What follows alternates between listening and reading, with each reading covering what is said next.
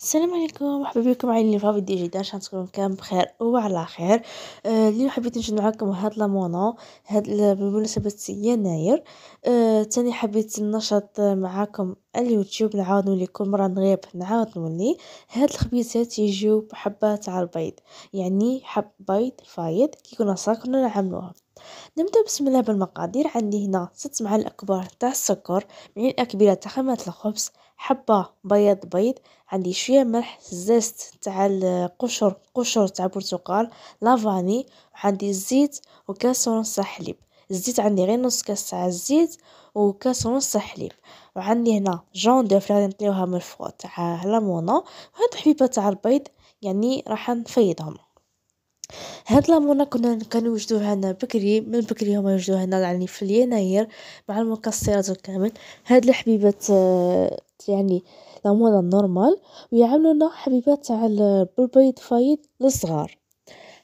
هنا عملت في التحضير، عملت كاس ونص تاع الحليب، تحبوا تعملوا حليب ولا الماء ولا تخلطوا المحلي مع الماء. عملت كاس ونص تاع حليب مع معلقه تاع خمات الخبز مع 6 معالق كبار تاع السكر. خلطتهم مليح ونزيد معاها شويه تاع فرينه، يعني نص كاس تاع فرينه. هنا فرينه خدت لي 3 ونص تاع فرينه، يعني هي وما تلفت لكم الفرينه، العجينه تلفت لكم الفرينه. بعد ما خليتها 5 دقائق ولا شويه، ما نكترش عليها بزاف، خليتها تريح وزدت معاها كاس. بديت نعمل بشويه ما نكترش بزاف الفرينه، يعني نعمل تدريجيا.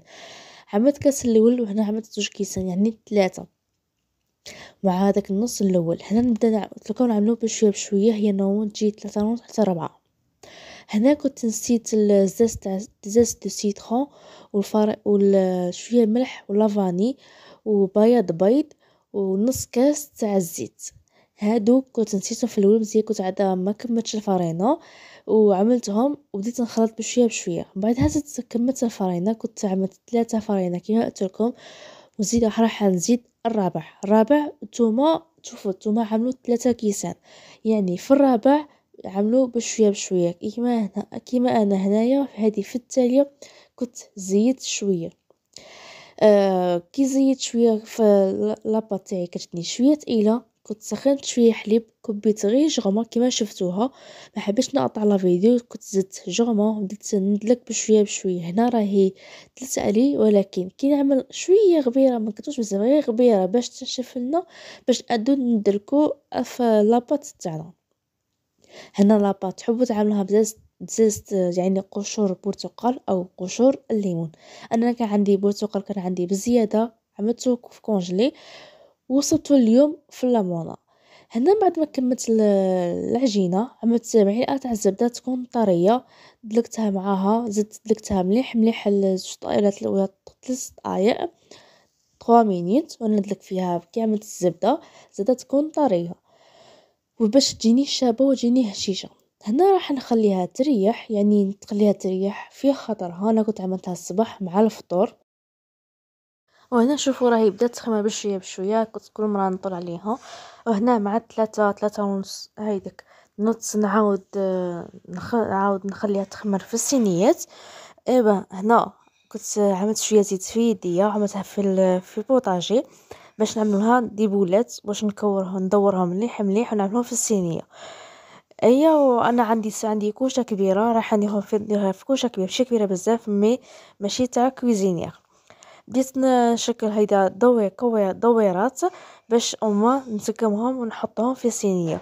وتاني عندي البيض يكون ديجا فيتو الصباح مع كي كنت نعجن العجينه باش نصيبوه واجد، ما يكونش سخون بزاف.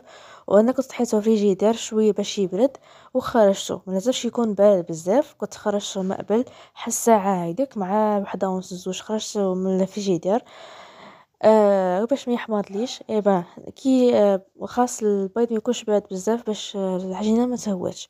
هذه هي حطيت دويرات، حطيت العجينه اللي بوله تاع العجينات على الليمونه، وحطيت فيها حبيبه تاع البيض. هذه حبيبه تاع البيض للصغار، والليمونه الكبيره نورمال لينا حنايا عاديه زعما. هذه هي لامون اللي كانوا يعملوها هنا بكري، كاين بزاف يعرفوها، كاين حتى النسوان الناس تلمسا يعني في صحاب الغرب يعملوا هذه الخبيزات بالبيض. وهذا السكر كنت عجبت سكر كاسي، كنت دقدقته شويه، ماشي في الروبو ايبا عملته فحال ساشيه بغيت ندقدق فيه باش يجي كونكاسي، ما يجيش بزاف رقيق، ما يجيش بزاف خشين كيما او كونكاسي. هذه هي كنت عملتهم في الصينيات، وديجا راني شاعله الكوشه.